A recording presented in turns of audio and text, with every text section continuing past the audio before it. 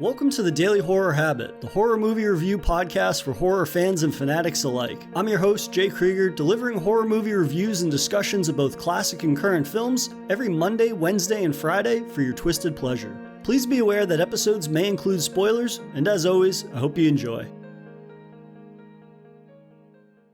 For today's episode of Daily Horror Habit, I'm once again joined by a returning friend of the show and masochist Bernie to tackle the next chapter in our Saw series review, 2006's Saw 3. Once again, director Darren Lynn Bousman returns to helm the sordid reins of the franchise, with Leigh Whannell returning to pen the screenplay based on the world and characters he and James Wan created together.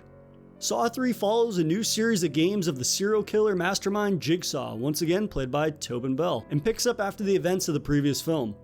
We meet Dr. Lynn Denlon, who's kidnapped and forced to care for Jigsaw, whose condition has worsened with his days now numbered. Lynn must keep Jigsaw alive long enough for Jigsaw's latest victim, Jeff, to complete his task of either seeking revenge or forgiving the man who killed his son. But as usual, there's more going on behind the scenes than meets the eye, making for Jigsaw's most intricate game yet. So without further ado, here's our conversation on Saw 3. Bernie, welcome back to the show, man. I appreciate it, brother. I will say, though, I don't know what's worse, the fact that you called me a masochist or that I had to look up what that actually was. Well, let's just say you're the one that suggested we watch a movie about people being tortured in increasingly gruesome ways, so I think that speaks for itself. Well, fair enough. Well, I'm glad to be back, man. This is definitely a movie that falls under that category, and I think that this is definitely one of the more, I don't know if unique is the right way of putting it in the Saw franchise, but it was definitely a different movie than the first two for sure.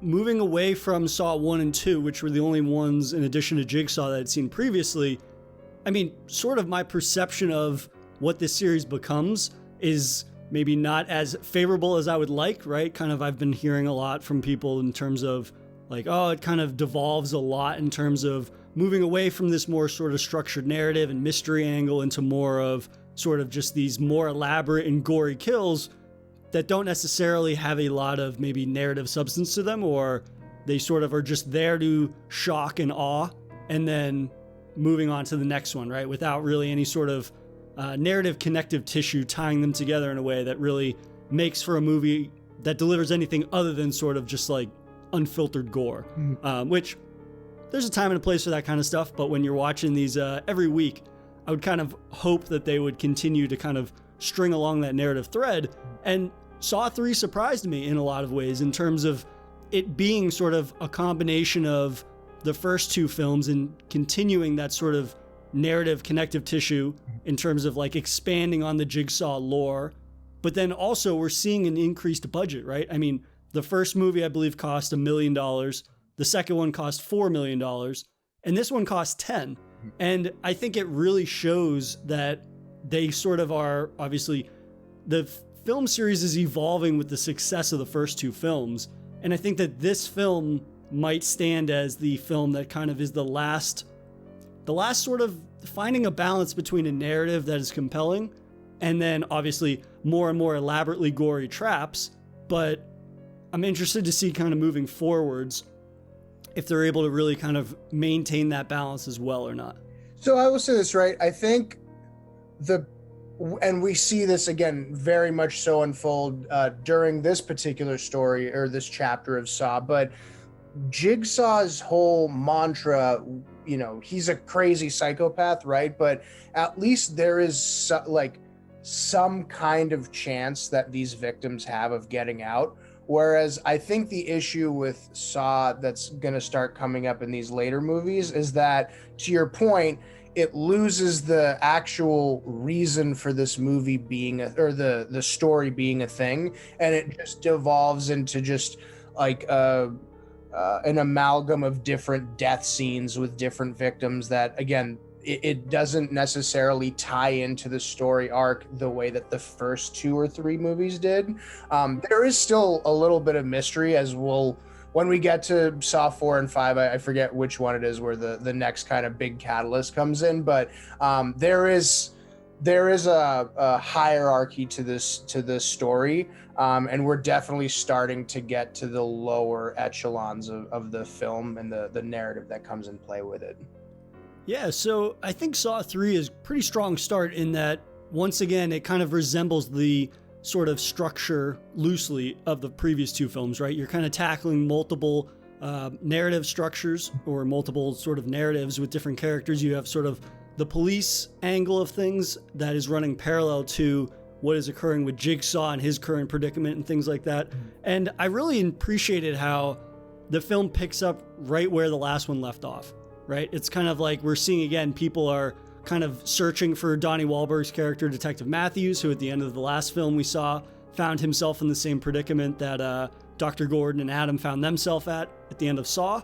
And then he foregoes sawing through his own leg for mashing the shit out of it with a blunt toilet seat, which made for probably one of the most gnarly moments of the entire series, and well, so far, I'll say. But it's one of those moments that I think it's an early indicator of just how well they're utilizing the budget. And I will say that we'll get kind of into how the tone is beginning to shift with these films, and it's very apparent in this film especially. I think that shift is occurring now.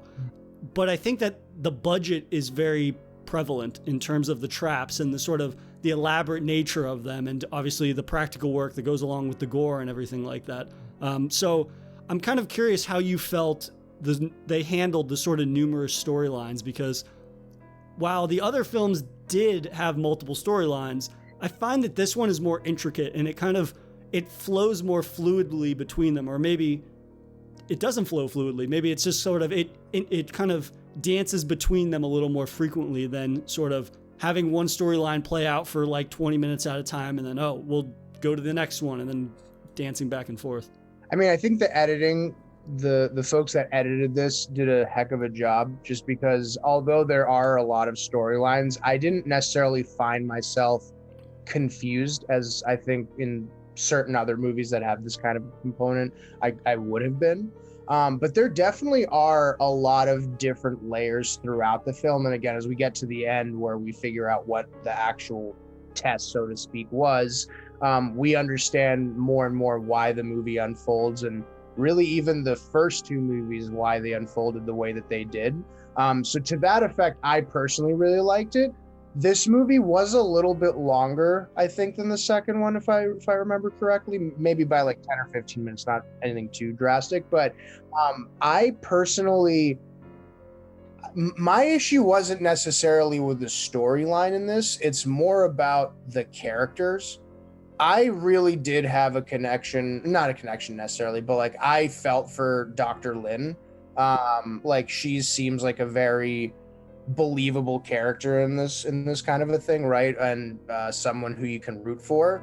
Whereas I hated Jeff in every single situation, and that's with the with the understanding that like he's in this predicament because his son died and he didn't handle it well, which I don't know why that really would put him in the category of someone who doesn't appreciate their life, which is supposedly the genesis for why Jigsaw chooses his victims, right?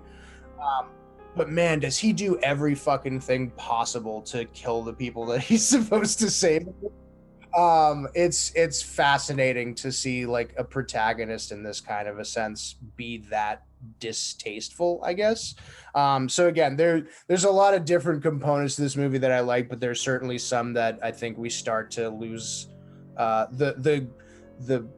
the upper echelon again of like the hierarchy of how good the movies can be. We start to see some of the downsides of this as well, if that makes sense.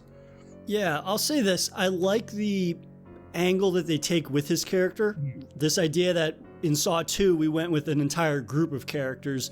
And when you have an entire group like that and it's a 90-minute, give or take movie, you're not going to be able to flesh everybody out nearly as much as you should, and certain characters start to just feel like fodder. So to really kind of make the narrative tied around this one character, or at least Jeff's game is one character focused, right? It's this father that lost his son to supposedly a drunk driver, but then it turns out that the guy that killed him wasn't actually drunk. Yeah. Which was, we'll get into that. There's some elements to the narrative that begin to like either fall apart, or they start to just kind of like cast aside things that they said in the beginning of the film, in the later end of the film, but we'll get into that. But I like the idea that it's a test for this one person, and it's up to them to really overcome their demons in a lot of ways.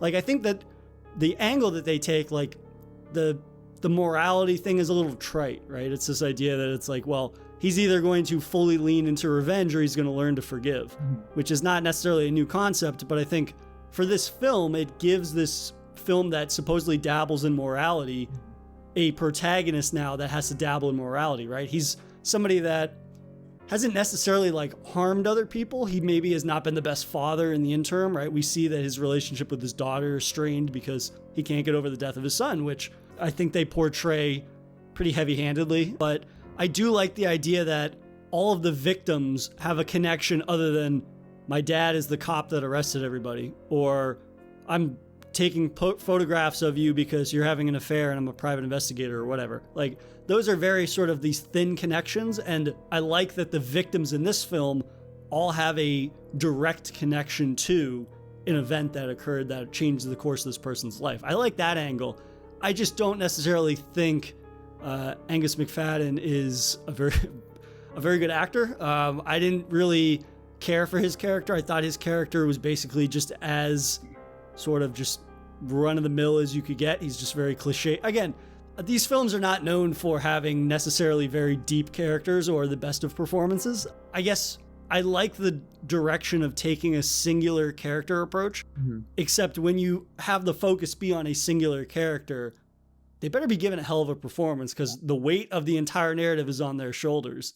And, well, in this case, I guess that's not necessarily true, right? Because we have the second narrative with Lynn and her having to take care of Jigsaw. What did you think of that narrative that kind of runs parallel to Jeff's story? I mean, I think you get a little bit confused to what is actually unfolding, because at the beginning you see Dr. Lynn is in bed with a gentleman who is at least 70 pounds lighter than Jeff is. So you're like, and he asks her for a divorce. So you're not exactly understanding of like, I don't know why these two things are going on necessarily, right? You've trusted through the first two movies that there is some sort of a plot line that's going to lead them to cross roads here in the near future. But it was a little bit confusing to that effect of like why these two people kept going back and forth to an extent.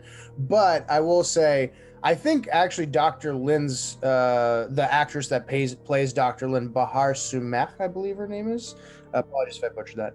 But I think she does a pretty good job. Like, her character, again, is very believable. I think she's very likable. I will say, again, one of the things that start to affect the believability of, like, the mastermindedness, I guess, of Jigsaw and his... who we later learn his protege Amanda is continuing on in her protege role here, right?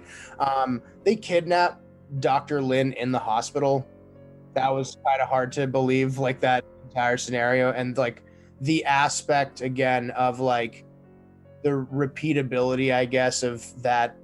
What would you call it? Like a pig's head? That Yeah, it's like a pig mask. Yeah, like, you're already, as soon as the door was locked, you already knew it was going to happen, really, right? So, right. That aspect is losing the effectiveness, I think. But I thought that, I guess the dynamic between Jigsaw, Amanda, and Dr. Lynn was good enough to offset the, I guess, lack of character that we found in Jeff playing on that other side of the aisle, if that makes sense. Yeah, I really like the trio's relationship in that sort of like tetanus hospital that Jigsaw is held up at, where he's basically worsening his condition, his brain tumor and whatnot, to the point he's having seizures and like vomiting blood and all these things. And Dr. Lynn finds herself wearing a new Jigsaw harness that will explode, of course. Well, would it explode, or it had shotgun pellets on it that would fire? I think it was shotgun pellets, but they kept saying that it had explosives, but then when they show the collar, it's lined with like shotgun shells. So if Jigsaw dies or if she gets out of range, then they would go off, obviously. But either way, she would get killed.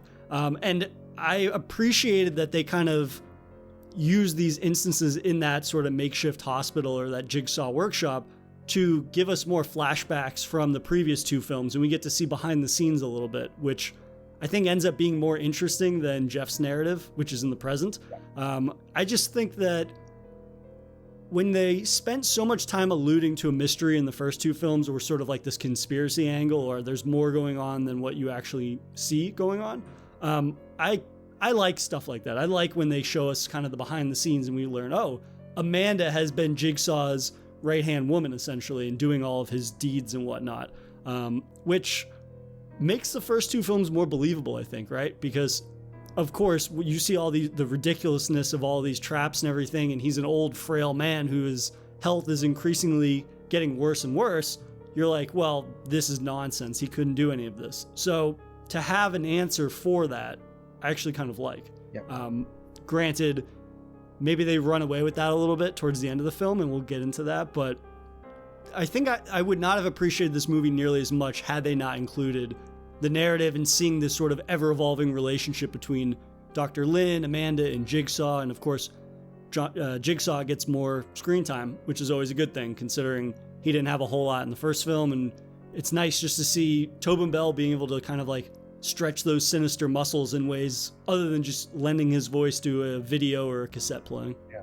No, 100%. I mean, I think the most interesting aspect to me in this movie was, again, the dynamic that you see between Dr. Lin, Amanda, and Jigsaw, where you imagine that Jigsaw is going to be more, I guess, I don't know, friendlier is the nicer way, but he has more of an affinity to Amanda Young's character because she's learning from him, right?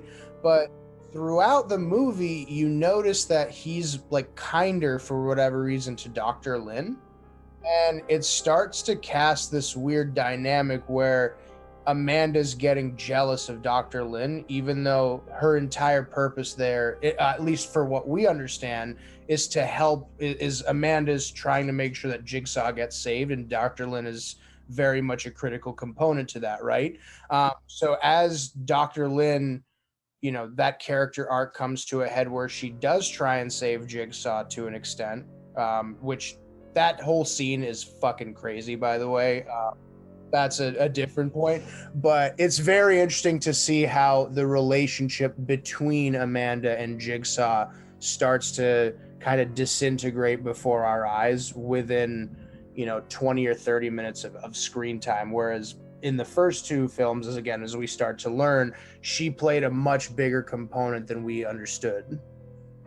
Yeah, and I think we have to give credit to Shawnee Smith, who I think has really been like the MVP of these first three films, along with Tobin Bell, obviously. Like, I think she has definitely been one of the strongest characters, more so than any of the like protagonists, I find. Because Donnie Wahlberg is kind of whatever for me. Even Cary Elwes in the first film, and Leigh Whannell, who I think is a better writer than an actor and director. She does a really fantastic job of playing this very sort of conflicted, traumatized person that thinks that she's found an answer in sort of like becoming Jigsaw's apprentice, essentially. But then you see in the third film, really, that nothing has been resolved in her. And if anything, it really solidifies this idea that Jigsaw's entire sort of like philosophy, through death you will appreciate life, or through pain you will appreciate life, is basically nonsense. This idea that he is quote unquote saving her, or he saved my life, and they kind of have this very strange relationship now. If anything, it shows she's just become more fucked up. You can't like take damaged people and then have them do horrific acts of violence and assume that it's gonna like save them, because then you see that, oh, she is the one that is like perverting his ideology, essentially, right? Because his thing is, it's a pretty goofy line. Jigsaw at one point says like, I detest her, I hate murderers. And it's like, okay, my guy, it's the third movie. You've killed like 15 people by now. But I think it's hilarious that, well, not hilarious, but it sort of just like shows the tragic nature of her character, that she's not able to kind of like subscribe to his ideology, even though she is like his apprentice, right? It's this idea that no, they need to pay, they need to suffer.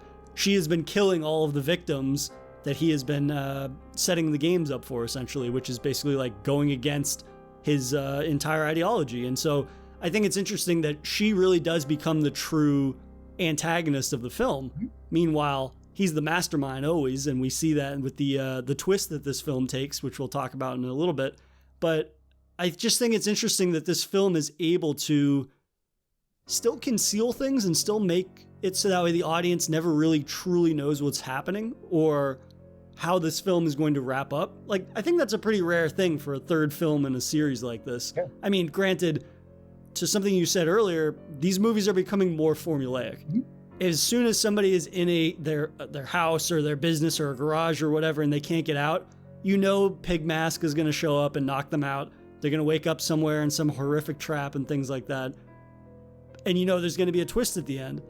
But just because you know something's coming, I find it's difficult to predict exactly what it is, which is actually refreshing, I think, with these movies. So yes, I very much agree to that. And real quick, what you were saying just made me think of something.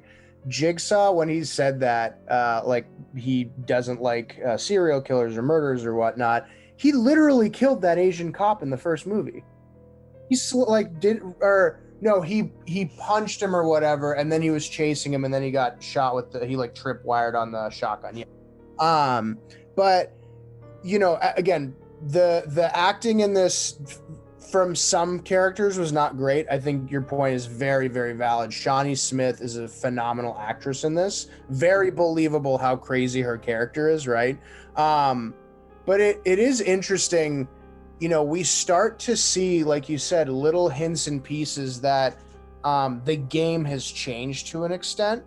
And when we see Dina Mayer's character, Detective Allison Carey, she gets kidnapped from her house. That was, to be fair, that I was not expecting that. I thought that the monster or whatever, the Pig Mask, was gonna be in the closet. And so right. Got him from behind. Like, that was actually a decent scare, to be fair to those guys. But it was crazy that she's a detective on this case, right? So she knows how to get through these feasibly, right? Mm-hmm. And she gets the key, but she can't unlock it, or she can't get the hooks out of her ribs, I guess it was, right?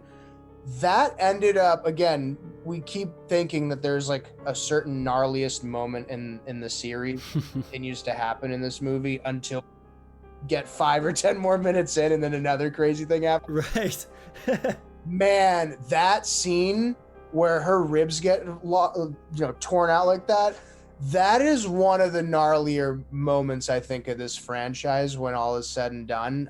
It kind of reminded me of, remember in Silence of the Lambs where what's his name, Hannibal Lecter, he's in the cage with the two cops and then bites them and tases them or whatnot, and like Carrie and some of the other FBI agents rush in, and he's like hanging from the top, and his like arms are kind of spread out.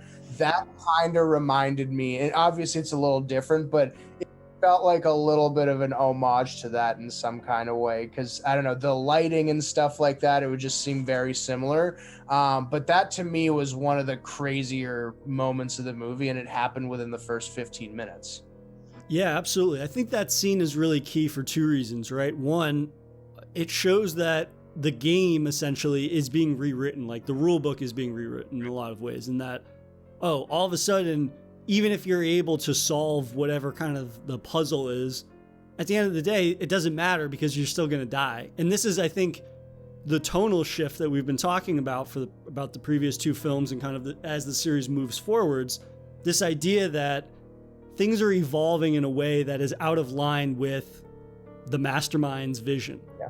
Right? This idea that the detective Carrie wakes up and she's in this basically a contraption hanging, and she's got these kind of like chunks of metal dug into her ribs, and she can stick her hand into a vat of acid and find the key and then unlock it before obviously the metal kind of like separates and rips her ribs out of her rib cage or whatnot, and a horrific death that ensues.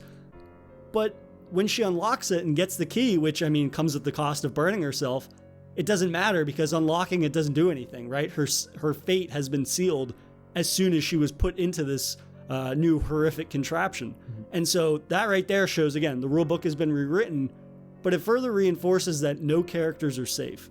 And she is a veteran of this series at this point, right? She's been in the series for 3 films, and she hasn't had necessarily the biggest role in the films, but she's still been a recurring character, and it shows that like nobody is safe.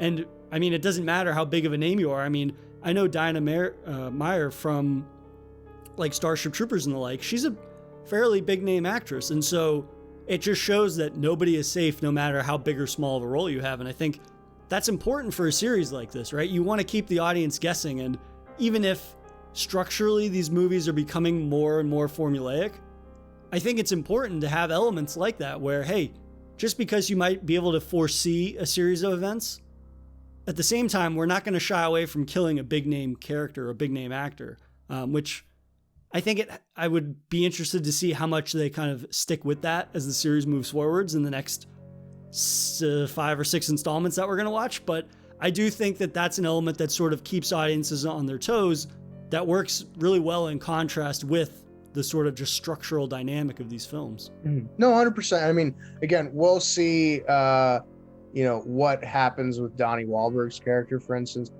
That, again, is left... there's a little bit of a cliffhanger with what goes on with him. And again, that's within the first, 10, 15 minutes that we see his character, and then his storyline ends within this chapter, right? What were your thoughts, though, on how Jeff went through those gauntlet of, I guess, quote unquote, challenges where he wasn't actually the one that was, it was his test, but he wasn't necessarily suffering any of the consequences of the test, rather. How did you like that different dynamic? Because obviously it's a little bit of a more unique case than the previous 2 films. Yeah, structurally, I actually really like it. Again, I like this idea that just because it's your test, you might not necessarily be the one that has to be put in harm's way every single time. Like, he gets injured during the freezer room one, right? His face touches a freezing pipe, and then he moves away and his skin rips off, which, okay. But he's not going to die during that one, right? Because each of the tests is putting somebody that was involved in some capacity in his son getting killed by that driver. They are the true victim of each of those sort of traps. And I like that, right? Because that plays into the morality angle, no matter how trite that might be. This being the 3rd film in a series, that's a little more unique than, hey, you have to crawl through razor wire, or you have to try not to light yourself on fire while you search for the combination to a safe type thing. And I like that there was a good variety to go along with that, right? There's a variety of characters that are tied to his son's death, but then also each of them has a different trap that they're in. And it's smart to have it be so that way the person that is in that trap, their entire survival is dependent on him, because that ties into the idea, are you going to be able to forgive, or are you going to lean even further into vengeance? I don't think that actor particularly sells it all that well. And again, it is fairly trite, but I think it works for this movie. And again, the variety of traps, with the exception of the first 2 that don't really have anything to do with Jeff, I find that it's a good variety of sort of this creative brutality that Whannell and Wan are basically had started with their vision for what Saw was. And again, it feels very in line with the original film. And I think that that's important moving forwards, that everything sort of, you could trace it to the original film. Whether the same characters are showing up, or even whether or not Jigsaw's involved in the later movies, I think so long as everything in that world adheres to Jigsaw's like twisted ideology, or sort of just Team Jigsaw at this point, because there's more than one sort of person that's working with him. I think it's interesting that, or it should be, that everything, at least you can see how the genesis of it came from Jigsaw. Like, one of the first victims is the woman who saw Jeff's son get hit, but she didn't testify for whatever reason. And then she basically is in a freezer, and she's getting sprayed with water, and she's in the process of like freezing to death. And he needs to get the key to unlock her, basically. And then another one of the traps is there's a judge who gave the driver that killed his son like a 6-month sentence for whatever reason, probably because there was no other key witness other than Jeff being the boy's father.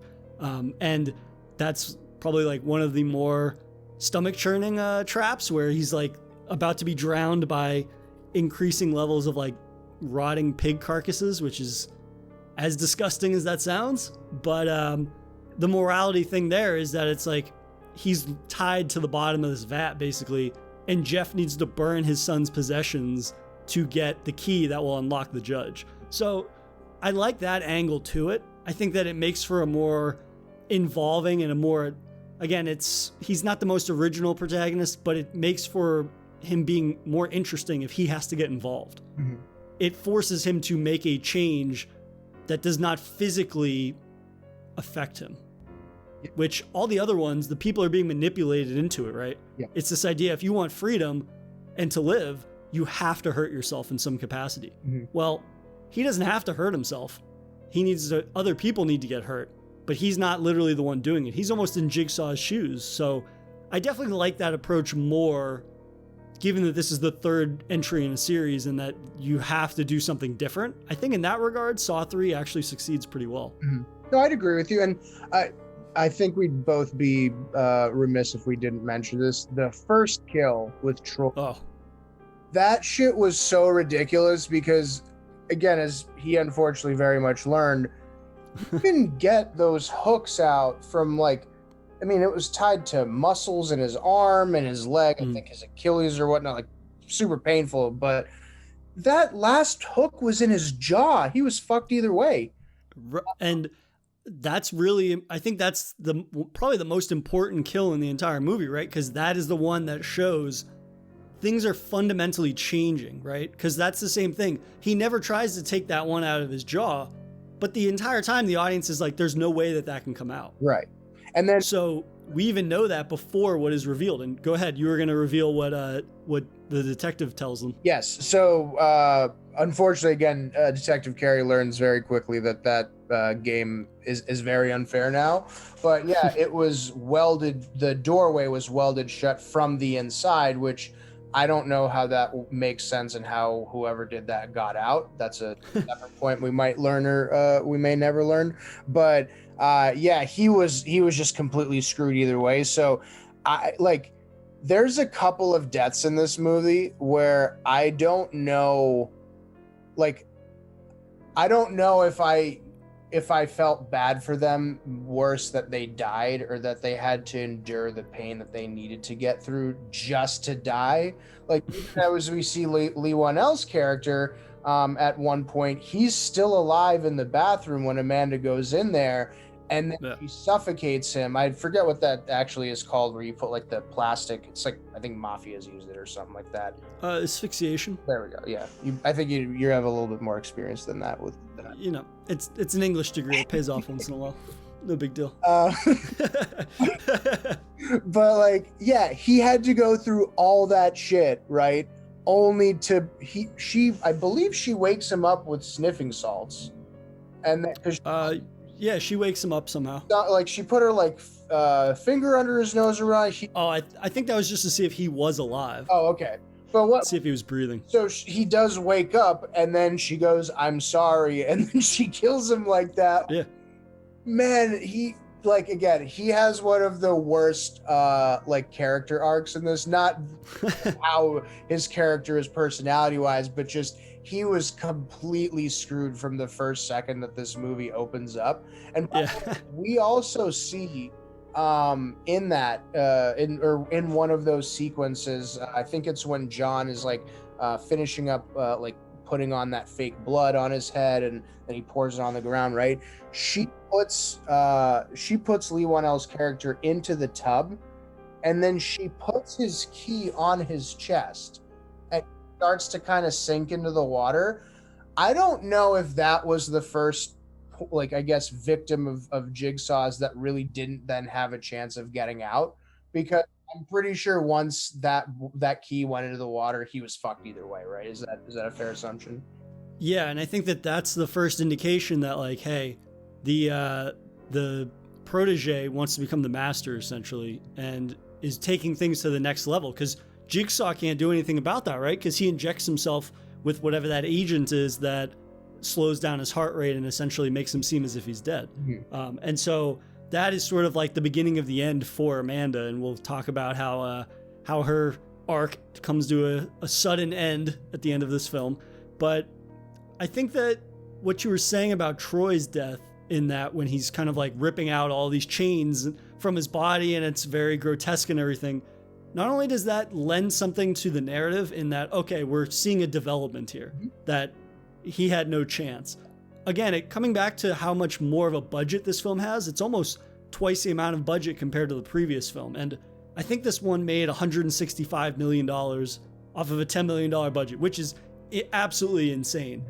But that $10 million, seeing a $6 million increase from the previous film, I really think this film is representative of that increase. And it really shows that, hey, if we pump more money into these movies, it's not going to be anywhere to the point where it's going to make a serious dent in the projected margins that it's going to make or profits, but they start to look a lot better.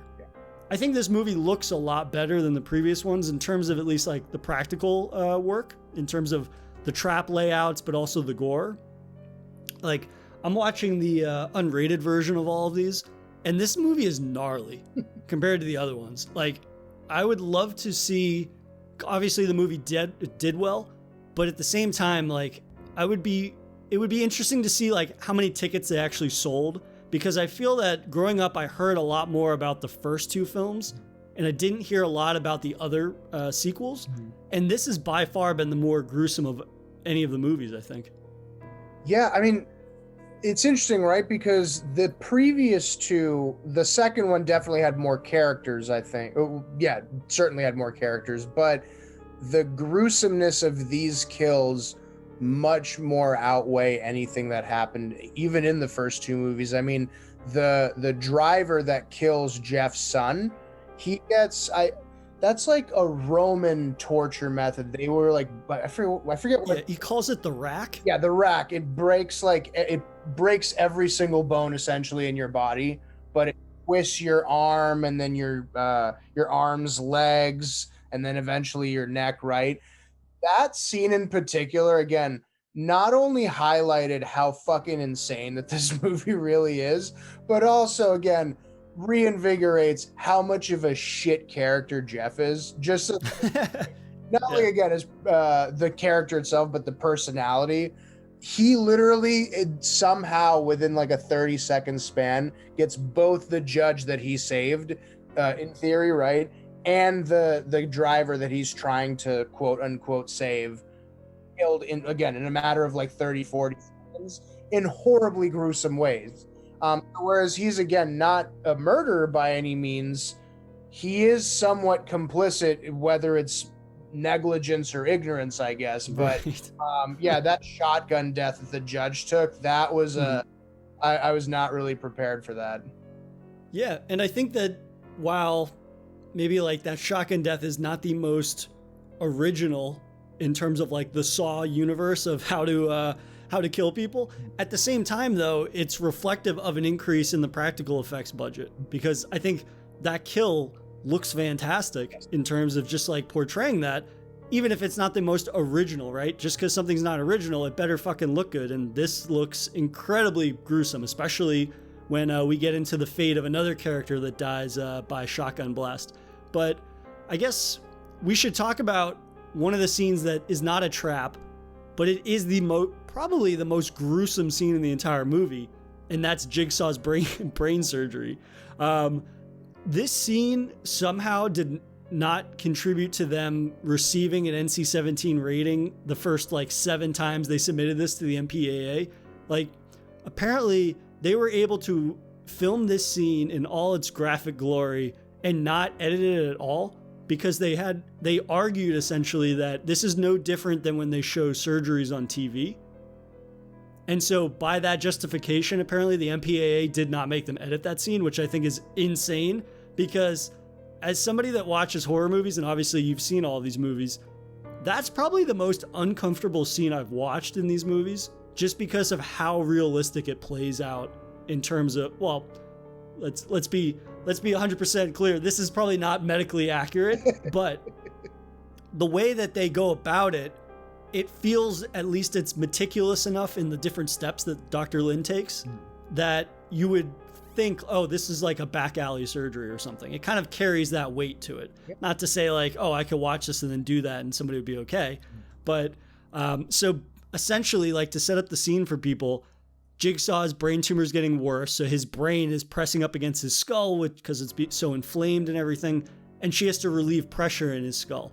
Mm-hmm. So she takes like a Home Depot drill, a Black & Decker, and then starts drilling holes into his skull after severing his scalp. And then just like removes an entire plate of his skull, and then you see his brain pulse. It is such a grotesque moment that I like was gritting my teeth during it. And that's saying something for a series where we see people get decapitated and their heads blown off and limbs severed and all these things. So it's actually kind of refreshing that a film series that is in the third entry in it, that is all about gore and torture, is still able to make me kind of like squirrelish. No, 100%. And listen, I have literally hundreds of hours of experience in the medical community from watching. So I know that her procedure was in fact well done. However, what I can say, and again, I think part of this has to definitely go to the editing of this movie, because just the tip of the drill touching his skull, when you were describing, I could literally hear it, and it's so subtle, but it made it so much worse. And again, that scene in my mind was somehow like more grotesque than that guy that was he literally got his whole fucking face turned around like on the wheel thing there, right? So I think that whole scene, the gravity of what was going on between Amanda freaking out, Jigsaw, and you mentioned this before, I think in the first film, and very much this echoes the same thing in this film. His tone is always the exact same thing, right? It's always the same level, whether he's telling Amanda that she's doing something wrong and he disagrees with it, or he's trying to walk Lynn through the process, or like even being somewhat humorous when she asks him like how he's feeling and he's like, I've never been better. Yeah. That's a small amount of levity in a conversation in a movie that is filled with nothing but complete gore and hopelessness for the most part, right? Even at the end where you think that everything is going to be better, and it very much isn't, right? So he just does a phenomenal job in that scene in particular. But walk me through the end, because we get to a point where Jeff gets to he gets his final test. I think that's literally what was said on that note card, this final test or last test, whatnot. And Amanda has completely lost it. She's very jealous of Dr. Lynn. She thinks she's not getting the credit that she deserves, or the recognition necessarily, right? What was your kind of take on that scene, and kind of walk us through what happened with it? So I like that this twist ending is so different than the other ones, right? Because it's about the relationship between a handful of characters that have not spent any time on screen together necessarily, right? I mean, you see Jeff, who finally comes in, and you learn that he's not just some victim random, right? It kind of reinforces the idea that nothing Jigsaw does is random. Everything is calculated. And so you see his relationship in that, oh, hey, he is Dr. Lynn's husband. And you're like, oh shit, we thought the guy at the beginning that she was banging in that room was her husband. And you learn, oh, she was having an affair and whatnot, which probably stemmed from the fact that they lost their child, and neither of them are able to cope with the trauma and the grief and things like that. But it's interesting that Jigsaw is essentially able to get exactly what he wants, even though it ends up with him getting killed, which I think is so central to that character, right? The idea that he was going to survive for 4 or 5 more films, or however many, with a brain tumor that's advanced as his, and after him, obviously, he gets his throat slit. It's just, that would be completely ridiculous for a series of movies that dabbles in just barely believable and fairly ridiculous at moment to moment. But I really liked how Jigsaw is just able to manipulate people, even on the moment that he's about to die, into doing exactly what he wants, right? Mm-hmm. That being, Jeff's final test is, if Jeff kills Jigsaw, he is essentially also killing his wife, who gets shot by Amanda. And then Jeff, of course, walks in the room. He shoots Amanda. And then Amanda dies and bleeds out. And then Jeff, it's up to him. Is he going to kill Jigsaw or forgive him? And naturally, as is the cynical human element to the film and the film series, he tells Jigsaw he forgives him moments before slitting his throat with a medical instrument or like a hacksaw or something, which, of course, is going to kill his wife. And his wife can't speak and warn Jeff of this because she got shot. So it is really this sort of dark irony to the entire thing that Jeff finally, in his own way, has said like, oh yeah, I forgive you. But then in essence, he loses the one thing that he really wants. And well, in the second thing, right? Because we find that the setup for the next film, the inevitable fourth film, is that Jigsaw has kidnapped Jeff's daughter. And that Jeff's daughter, who's his only remaining child, has been locked away somewhere. And now Jeff, I assume, has to play another game in that Jigsaw dies. And as soon as he dies, he has another tape recorder in his hand. How convenient. Presses play, and then he talks about how, oh, I have your daughter. You have to play this one more game. But I think the thing I like the most about the twist ending is that it's revealed that this entire thing was Amanda's game. Yes. It was Amanda's game in that she has been unable to abide by the rules, as it were, Jigsaw's ideology. And this was the final test, right? And we find that it's revealed in all those flashbacks that she has been killing all these victims, whether they've won or not, which, of course, goes against Jigsaw's entire thing. But I found it to be satisfying in that it was another kind of twist that was different than the previous two films. But it also kind of revealed that I found the movie overall, the handling of those narratives, to be fairly sort of just jumbled. Mm-hmm. And I think that's really revealed in the last moments of the film. Like, they feel the need to give us like a 30-second highlight of what just happened, like 5 minutes ago, in terms of like recapping everything, which, I mean, you don't need that. They just showed that 30 seconds ago. So I think it kind of just highlights that they sort of rush to that ending that I think is pretty good for the third film in a series. But it also just reveals that they jump so quickly between Jeff's storyline, the sort of Jigsaw storyline back in the makeshift hospital, all of the flashback stuff. And it all sort of just feels very jumbled. And it's not necessarily the cleanest execution of something that I think on the surface is a pretty good way to wrap it up or to at least set up for a fourth film. But at the same time, like as soon as the film stopped or it ended and I started thinking about it, and I was like, man, they really like sprinted to that ending in a way that it didn't feel as satisfying as the previous two endings. But I think as far as like the third film in a series that goes on for 5 or 6 more films, it got the job done.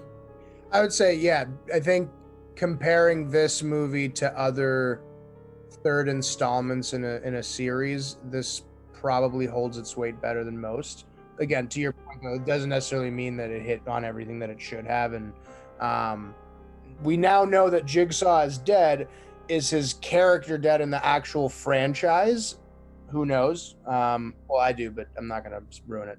But one thing, though, that I will say, too, or a question for you, have we seen what actually happened to Dr. Gordon after he left the bathroom? No, and that's a good point. And I noticed that in that flashback, right? Because his body isn't there when when Donnie Wahlberg's character, Detective Matthews, goes into that, or he's put into that bathroom, right? He sees various bodies from Saw 1, Saw 2, and he sees a foot, but he never sees Dr. Gordon's body. Right.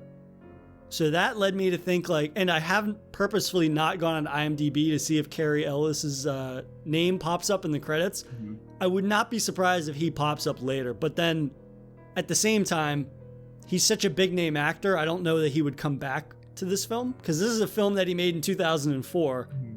I'm trying to think like where his career was at in the following years where he's like, man, I'm not going to fuck with these horror movies anymore because you know how a lot of mainstream actors are, how they look down on horror in a lot of ways. But that would be a really welcome surprise, I think. That would be kind of cool. You know, we may see him, we may not. There may be other characters in this that get a chance to be victims or villains. Who knows? But I will say again, the one thing that I will give Saw credit for as a franchise, and again, we'll see how this statement holds up as we kind of move along this series, but I think that they do a good enough job of creating an antagonist and somehow linking it to Jigsaw. But again, the believability of like his mastermindedness, I guess, it definitely starts to be chipped away a lot more in this movie than in the first two. And I think before we kind of wrap up, we should probably talk about what our favorite traps or kills were for the film. So which one of them really stood out to you, as whether it be sort of like the brutality that is inflicted as a result of the trap, maybe the kind of like the diabolical creativity of it. Mm-hmm. Which one really stood out to you amongst the others that were in Saw 3? Man, that's a good question, and one that I'm sure I knew that you were going to ask me, but now that we've talked about it, there's so many, like, I don't know if unique is the best way of putting it, but they're just different than the ones that we've been exposed to so far. I'd probably say the girl that got like froze to death. Oh yeah. Just because it wasn't that she just froze to death. You could hear her like screech at one point when Jeff is trying to grab that key and he like burns off his face or whatever you'd call it, right? But her body literally becomes like, he touches her face and it starts to break. Like, that was fucking crazy. Like, again, the point of like the budget, you could not have done that on a $4 million budget, or other deaths would have been much less impactful, right? That was a pretty damn gnarly one for me to watch. What about you?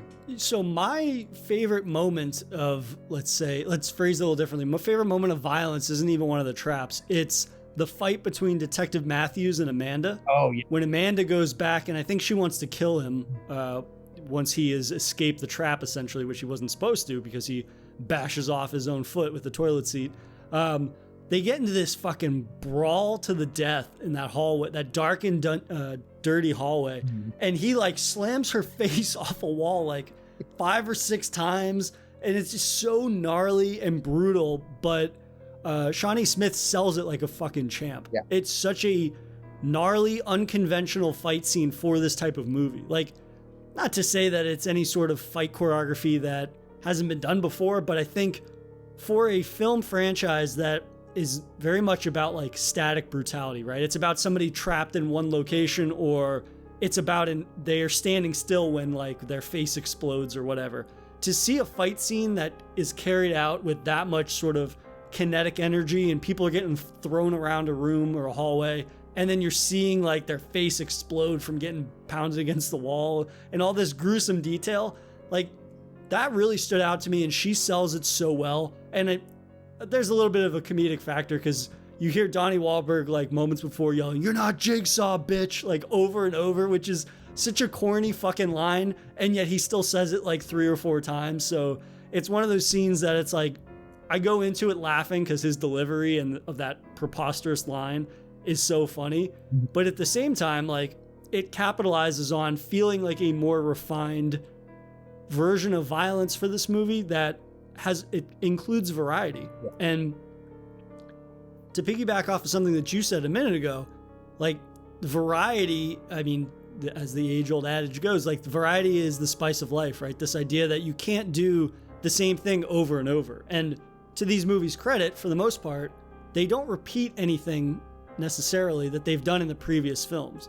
There might be iterations on certain things, but I think that the creativity needs to be at the forefront in terms of the types of traps or the types of kills. Otherwise, it's like, if you're just going to redo like the greatest hits, what's the point of even doing a sequel at that point? Right. So that's an element that I think 3 capitalizes on in a way that, while narratively it might be the weaker of the other 2 that we've seen, I think creativity speaking, the kills and at least the idea behind the way the narrative is structured, while the execution might not be there, it at least feels like they are making a more intricate narrative than the previous two films. Very much so. And I think I would be remiss if I didn't mention that Donnie Wahlberg's character literally pulled a Chris Weidman when he like stepped on his ankle and it snapped. Yeah, that's such a fucking gnarly moment. Oh my god. But yeah, I'm excited to see where Saw 4 takes us, and if we see some of the familiar characters we've seen in the first three, or if it takes a life of its own, so to speak. But I really, really appreciate you having me back on here, man. As always, man, it's a pleasure having you on and talking horror and Saw. Appreciate it, brother. If you enjoyed this episode, please subscribe to Daily Horror Habit on your preferred streaming service and follow the show on Instagram at Daily Horror Habit and on Twitter at Daily Horror Pod for episode updates. Thanks again for listening, and I'll see you guys next time.